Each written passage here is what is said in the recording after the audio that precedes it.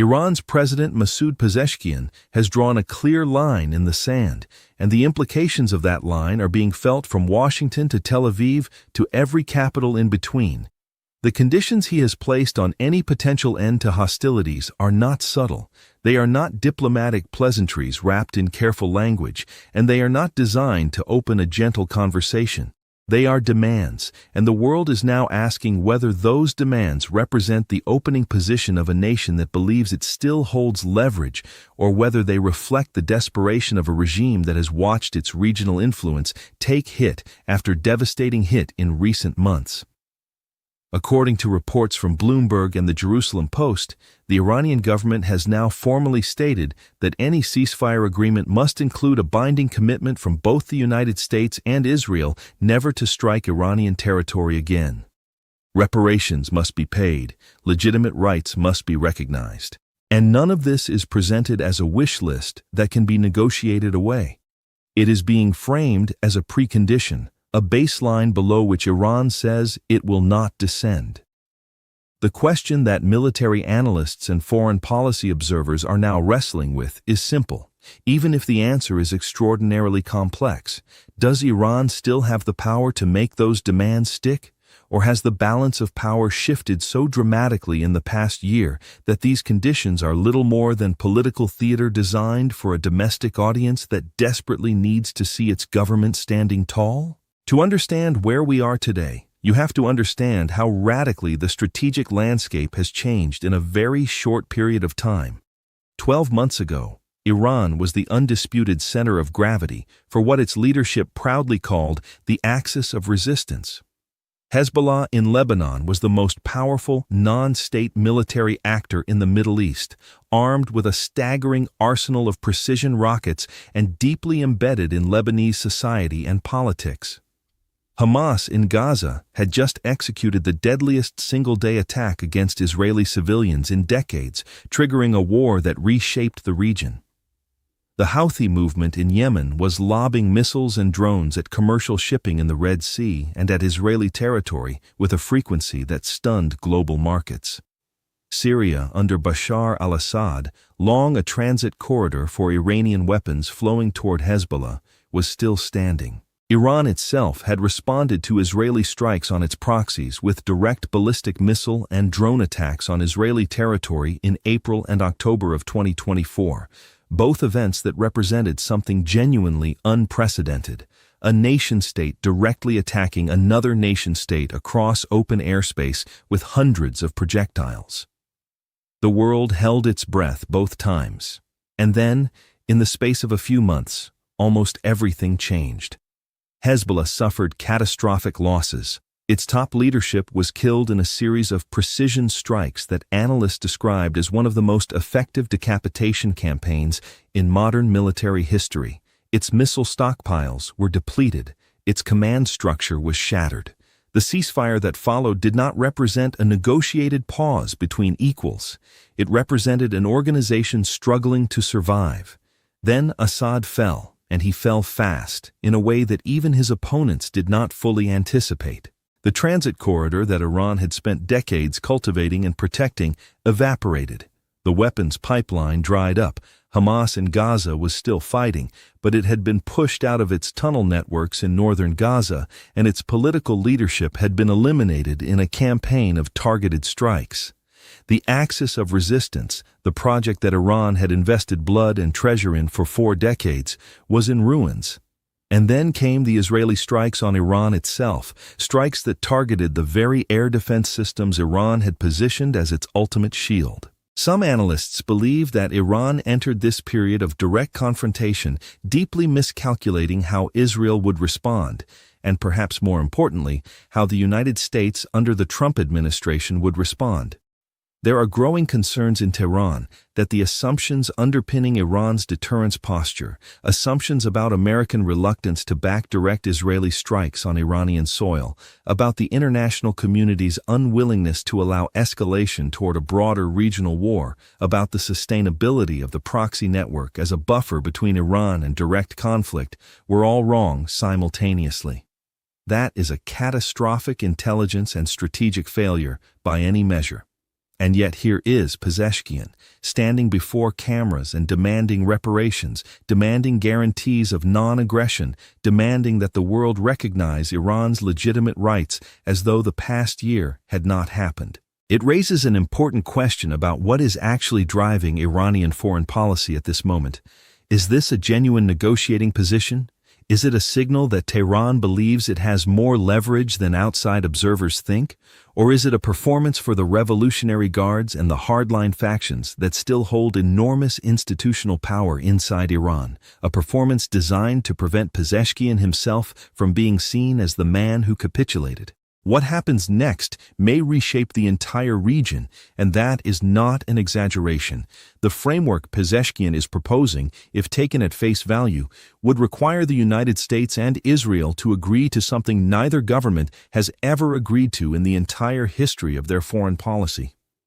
The United States has never, in any diplomatic context, agreed to forswear military action against any specific nation as a precondition for a ceasefire in a conflict it was not even the primary party to. Israel, for its part, has built its entire security doctrine around the principle of freedom of action, the right to strike anywhere at any time it determines a threat exists. Asking Israel to sign a document promising never to strike Iran again is not just a difficult ask. It is an ask that runs counter to the foundational logic of Israeli strategic culture. Some analysts believe this is precisely the point. By setting conditions that Washington and Tel Aviv cannot possibly accept in their current form, Tehran may be trying to ensure that negotiations fail while placing the blame for that failure on the other side. This would serve multiple audiences simultaneously. It tells the Iranian public that their government tried to end the conflict on honorable terms and was rebuffed by American imperial arrogance and Israeli aggression. It tells the hardliners inside the Revolutionary Guards that Pezeshkian is not a pushover. And it potentially sets up Iran to argue before the international community that continued military action is the fault of those who refused reasonable peace terms. But there is a second possible reading of the Iranian position that is worth examining carefully, because dismissing it entirely would be analytically sloppy. Iran does still possess assets that matter. Its nuclear program, though significantly set back by the destruction of key facilities, has not been eliminated. Its ballistic missile arsenal, even after substantial degradation, remains one of the largest in the region. The Revolutionary Guards maintain operational capacity, and perhaps most significantly, Iran can still cause economic disruption through its position near the Strait of Hormuz, through which a substantial portion of the world's oil supply passes every day. According to early reports from sources close to the negotiations, there are back-channel conversations happening that do not match the public rhetoric on either side. The public statements from Pezeshkian represent the maximum opening position. What Iran is actually willing to accept in a private room with mediators present may be considerably different.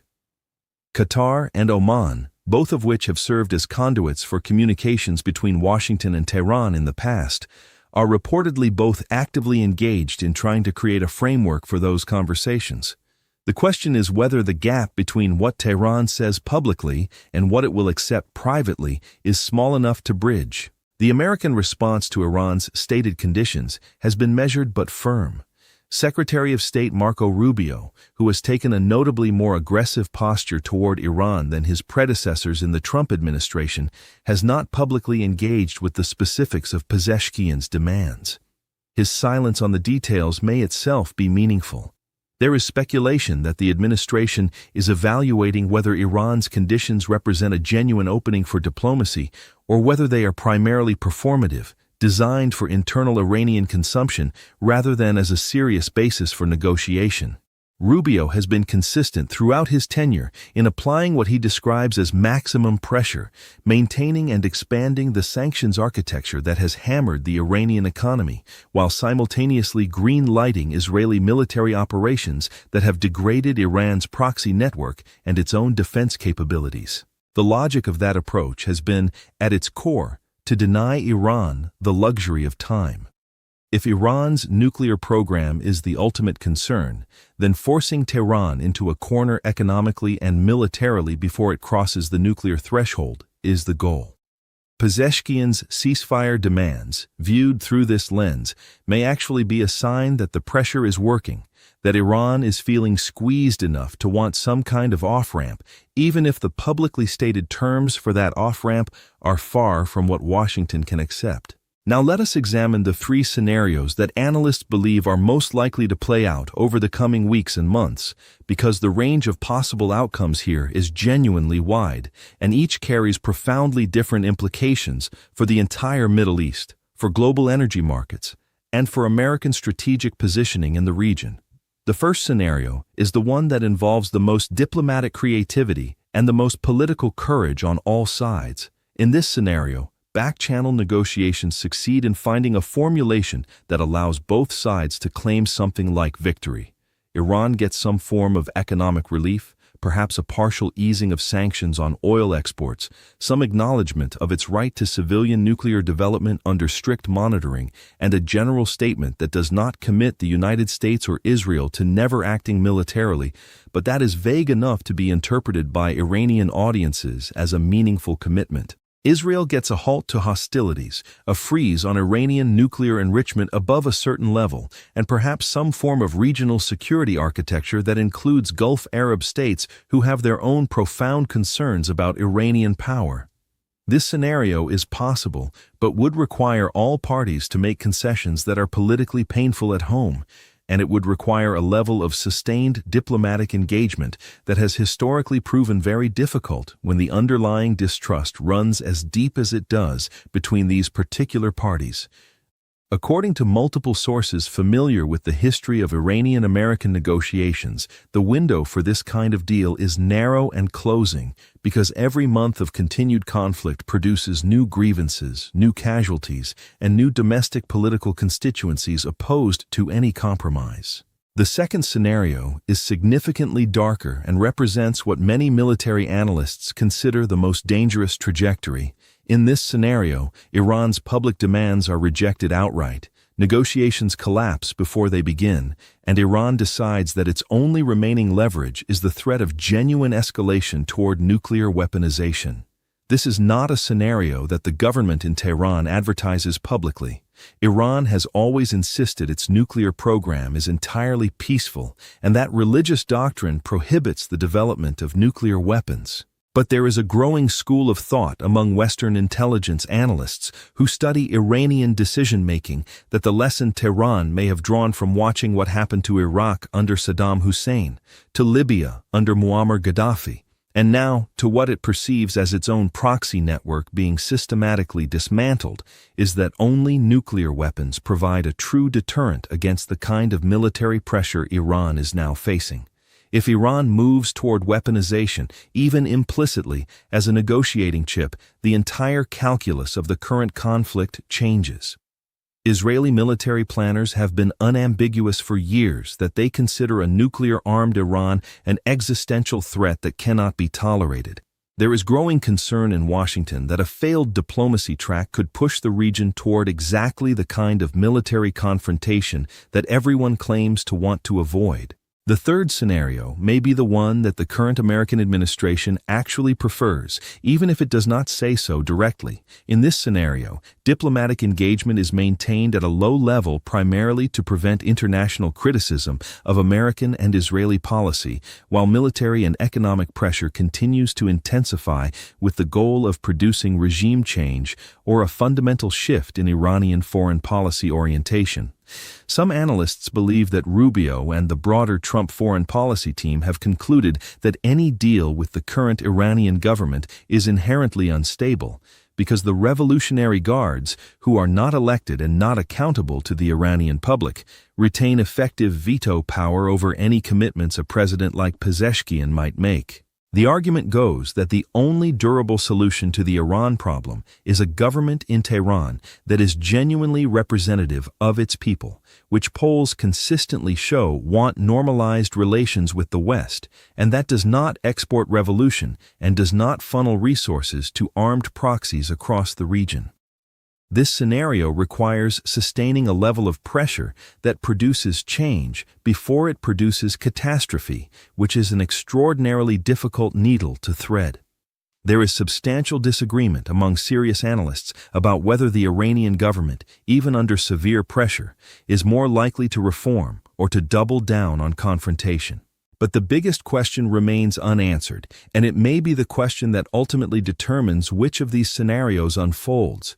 What does the Iranian public actually want, and does what they want have any meaningful influence over the decisions being made in the halls of power in Tehran? Iran is not a monolith.